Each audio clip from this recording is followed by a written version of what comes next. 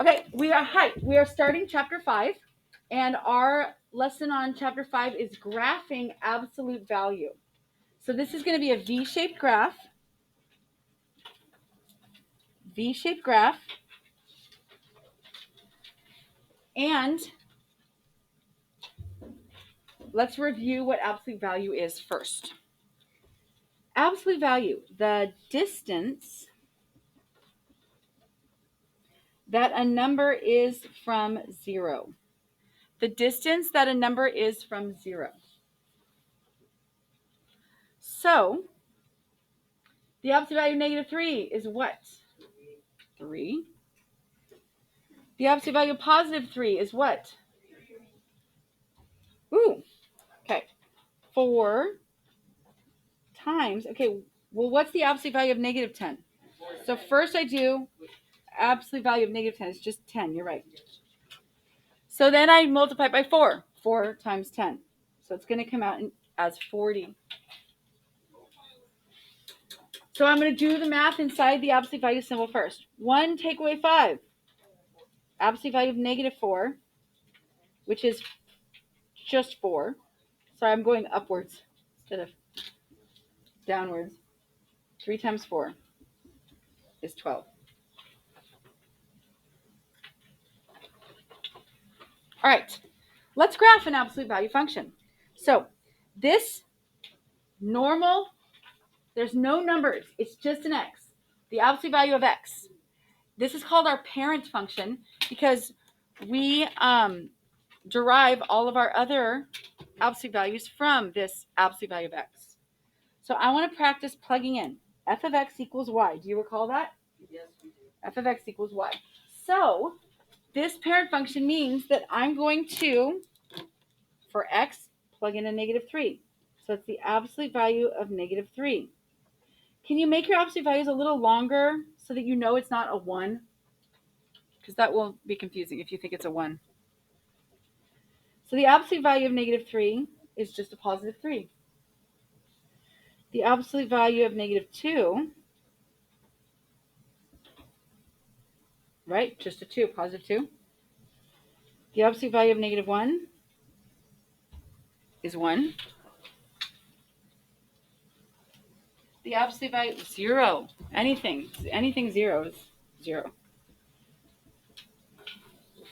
The absolute value of 1, this looks like 111. It's 1.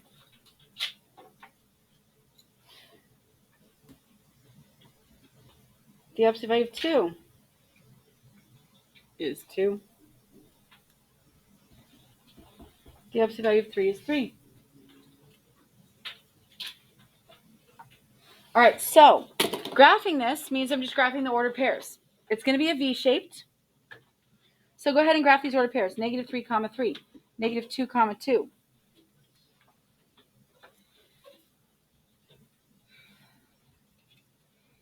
Negative 1, comma 1.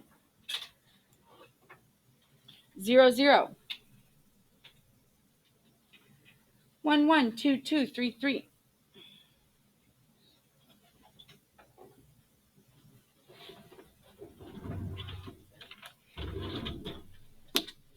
If you want it to be perfect,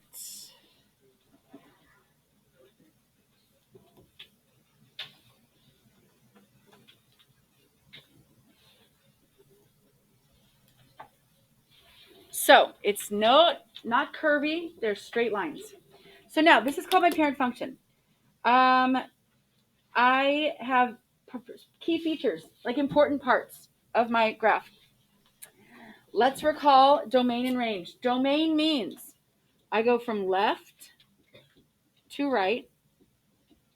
And where does my line hit? Well, we know that the arrow means it goes on forever and ever and ever and ever. So that's going to be way over here, negative infinity. So negative infinity, way over here. And I scan from left to right. Scan, scan. All right, great. Now I'm in the positives. The line goes on forever and ever and ever and ever. Positive infinity. So my domain is all real numbers. So let me write it two ways. All real numbers is this special R with a line down it. It looks like a dollar sign, but like an R. 2 lines.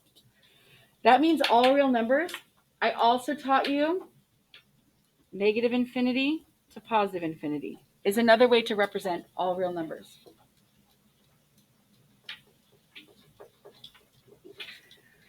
Okay, range goes from low to high. Okay, ready? There's nothing in the negatives. Nope, nope, nope, nope, nope. Oh, it starts at 0. Low to high. Go higher. 1, 2, 3, 4, 5, 6, 7, 8, 9, 10, 11, 12, 13, 14, all the way up to positive infinity. Here's how I write that. I'm going to write it two ways. I'm going to say range is y. Remember how range is y?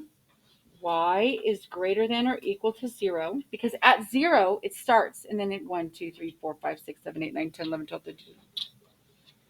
So my range is positive, bigger than 0. And then another way to represent it in brackets, it starts at 0. That's a bracket because it's included. Comma, 1, 2, 3, 4, 5, 6, 7, 8, 9, up, up, up, up, up to positive infinity. And infinity always has a parentheses around it.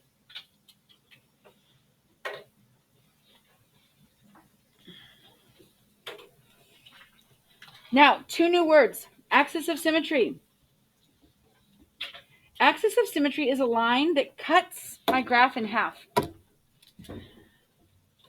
And that would be straight down. That's I drew a blue dotted line. It's hard to see because I drew it on top of the black line, but cuts in half. So symmetry would be a line that would cut something perfectly into two parts. So if you folded it in half, it'd be the same. I can fold my body in half. If I had an axis of symmetry from my head straight down, I could fold myself in half because it's exactly the same on both sides. My face, my hands, everything. So the axis of symmetry, this blue line that I drew, has an equation. The equation is x equals 0 because that is the line. It's on 0. It hits the x-axis. Vertex. Do you know what vertex means?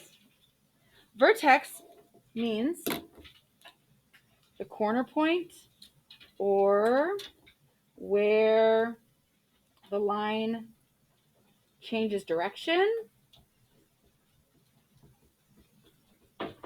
The edge, like, not the edge, but like, I think. So you'll notice right here, 0, 0, that's my vertex. 0, 0.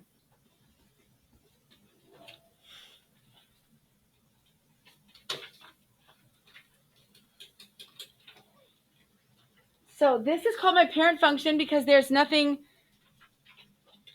new added to it. It's just an x, plain old numbers, how all of the other graphs are made. Let's turn the page because now I'm going to have you draw a absolute value graph that has a negative sign in front of it.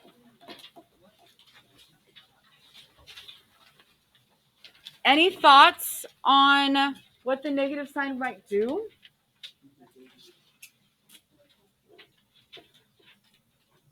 Yeah, what do you think? It changes say that again? Oh, my y value. It would change it to, it might, yeah, you're exactly right. Negative, absolute value of -3. Be careful. So,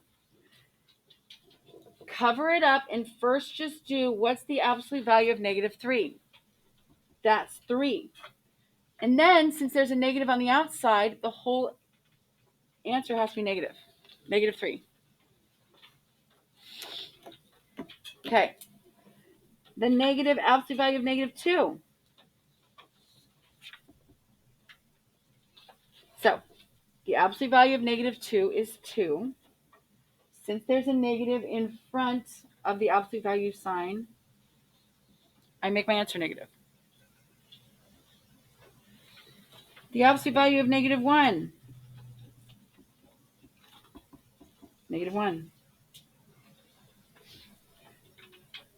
0, what? 0 can't be negative and 0 can't be positive. So you just say 0. There's no such thing as negative 0. It does not exist. The negative absolute value of 1, negative 1.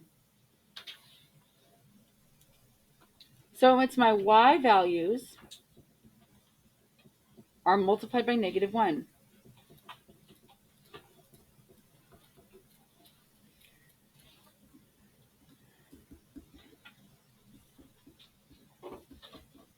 Okay? Now graph that. So my parent function is just my normal upwards, but this is not going to look like that at all. Because this, negative 3, down 3, faces downward, negative 2, negative 2, negative 1, negative 1, 0, 0, 1, 1. Oh, I'm sorry, 1, negative 1. So graph all of these points.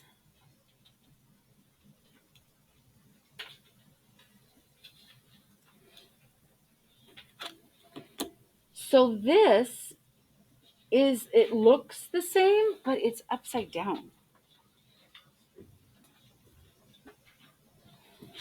It looks upside down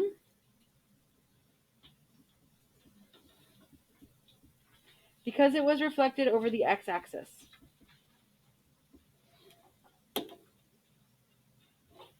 This is my parent function. And the negative in front reflected it downward. My domain is still going to be negative infinity to positive infinity, all real numbers. Negative infinity to positive infinity. I prefer this notation, but I'll write both. Okay, range, totally different. These arrows go downward, which means this line is going to hit negative infinity. So negative infinity, yep. I'm going low to high, low to high. Oh, the line stops at 0. So my range is y is less than or equal to 0, or I could write it also as negative infinity, comma 0 bracket, because bracket means included.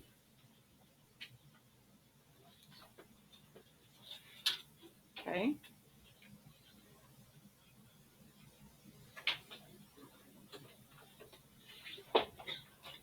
So my vertex, what's my vertex? Where is the corner? Where does it change direction? 0, 0. My axis of symmetry is still going to cut it in half. X equals 0 is my axis of symmetry. So this equation, it's like I had a negative 1. F of x equals negative 1 times the absolute value of x. And this negative 1 is my slope. Down 1 over 1. And look how I did that. From my vertex, I can go down 1 over 1 in both directions. And again, down 1 over 1. Down 1 over 1, both directions. See how it's like the slope also? So I did a negative. It flipped my graph upside down. Okay, graph number 3 has a 2 in front. So I talked about this up here. 2 is blue on the board. Blue, this 2 is going to be my slope. So my slope is now 2. I'm going to rise 2, run 1 in both directions. Slope of 2. And it also means that the function will have a vertical stretch of 2.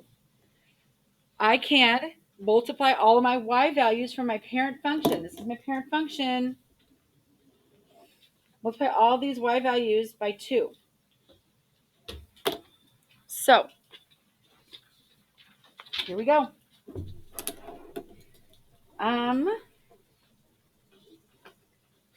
I'll write it out nicely for you. 2 times the absolute value of negative 3.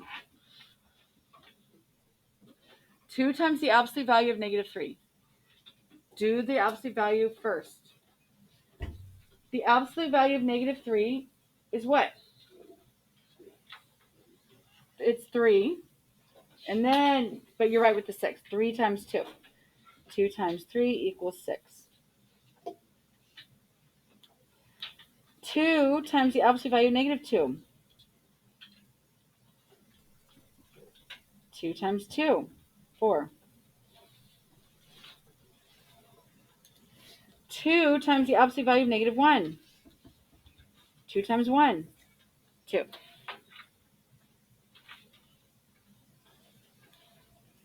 2 times the absolute value of 0. 2 times 0, 0. Is this easy, you guys?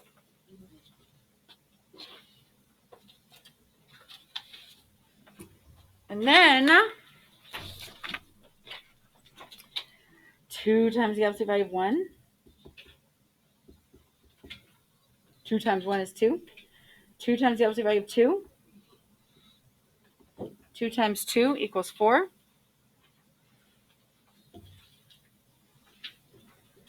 2 times the absolute value of 3. 2 times 3, 6. There's not a negative sign in front, so it's going to be upward, a V-shaped upward. I'm going to draw my parent function in pencil. F of x equals the absolute value of x in pencil. And I'll do my new in red. So look down here where my pencil is. I multiplied my y values by 2. Every value that I have, 3 times 2, 2 times 2, 1 times 2, 0 times 2, right? So that's another way to represent what I just did. Okay. So let's do, oh, paper. You want to come get parent function first.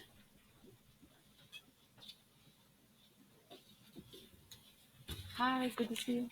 Hello. So, parent functions in pencil. Now I'm going to do my new graph. It's going to be narrower, skinnier, closer to the y-axis. Negative 3 and up 6. 3 to the left and up 6. 2 to the left, up 4. 1 to the left, up 2.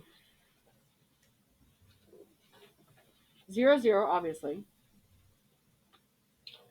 1, 2. 2, 4. 3, 6. So this is narrower.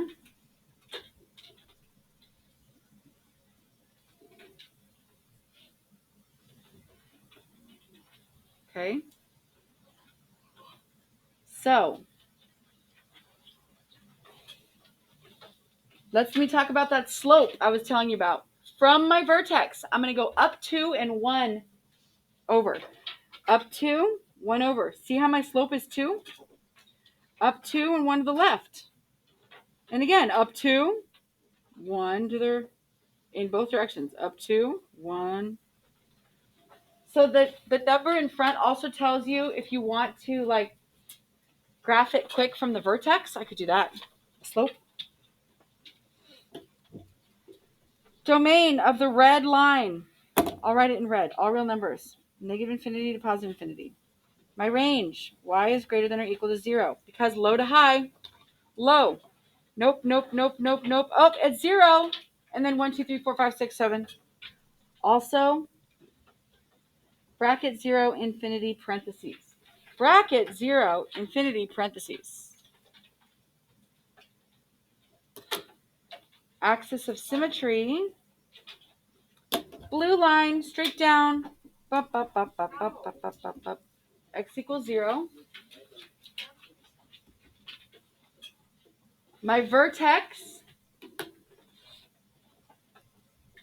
for all today, it's going to be at 0, 0.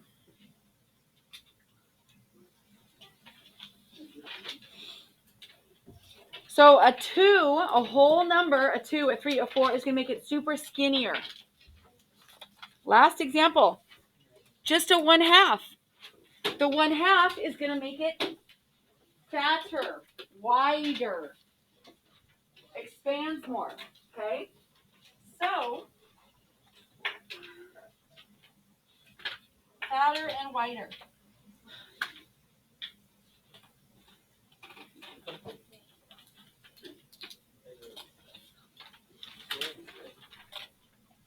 Okay. A vertical shrink by a factor of 1/2. Here we go. 1/2 times the absolute value. Hey, guys, write down of -3. 1/2 of 3. 1.5. I'm just going to make it 1.5.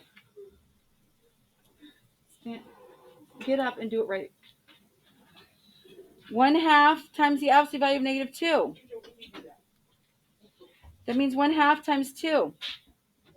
Just a 1. Half of 2. 1. Half of absolute value of -1. Yep, half times a 1. I'll keep it decimals, I guess. This half decimal, half fraction, sorry. Half of 0. Easy. 0. 1/2 times the absolute value of 1 is a half, or 0.5.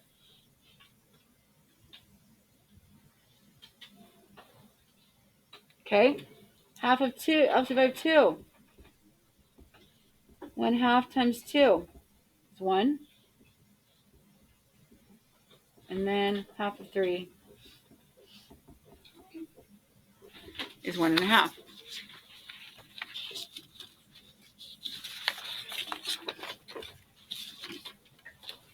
Okay? So, graph it. I'm going to graph the parent function in pencil, and then I'll do this one in red. My parent function is easy. -1, 1, 1, 0, 0, -2, 2.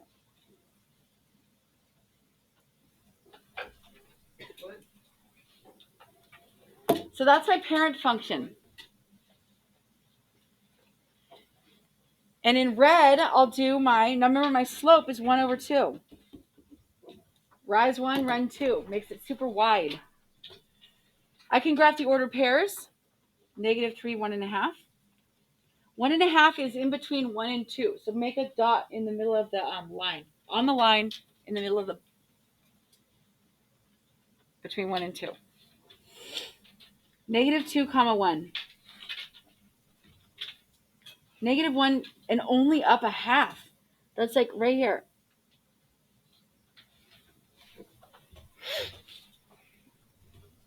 Zero, 0. Over 1, up a half. Over 2, up 1. Over 3, up 1.5.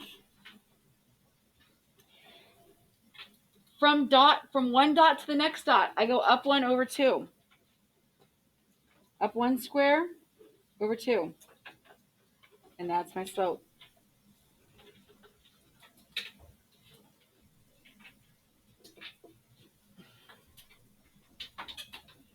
There you go.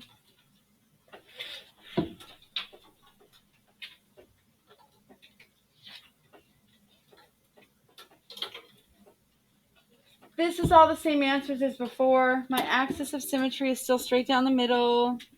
My domain is all real numbers. My range, y is greater than or equal to 0, or bracket 0, infinity, parentheses. Axis of symmetry, x equals 0. Vertex, 0, 0.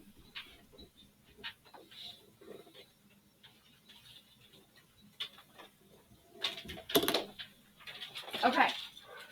There's one thing on your homework that I want to talk about. So I'm really quickly. Your homework is a separate paper.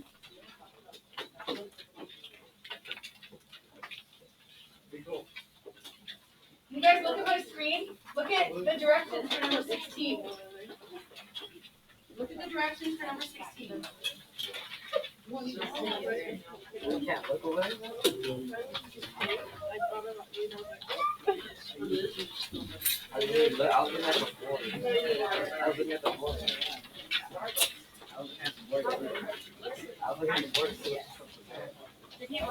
or no? Yes or no?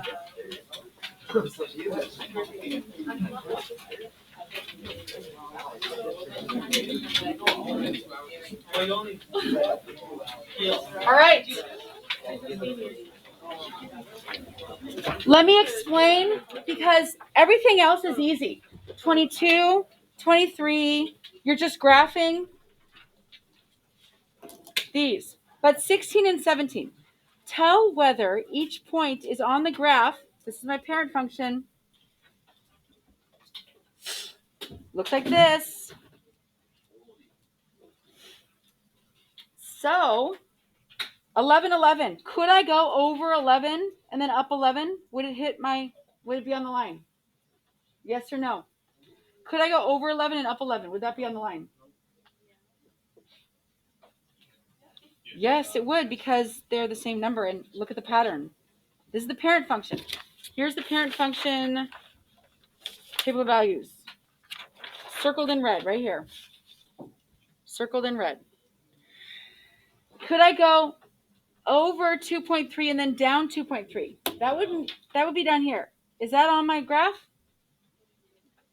Over 2.3 and down 2.3? No, it's not. 0, 1, is that on my graph? No. They have to be the same number, guys. Over 15, but down 15? Over 15 and down 15, that's way down here. No. 8 to the left, 8 up. Yeah. Yes, it would. 1, 0? What? No. So lucky you, I just said 6 of them for you. So you have 4 graphs, I believe. 4 graphs to do right now. Let me stop the video.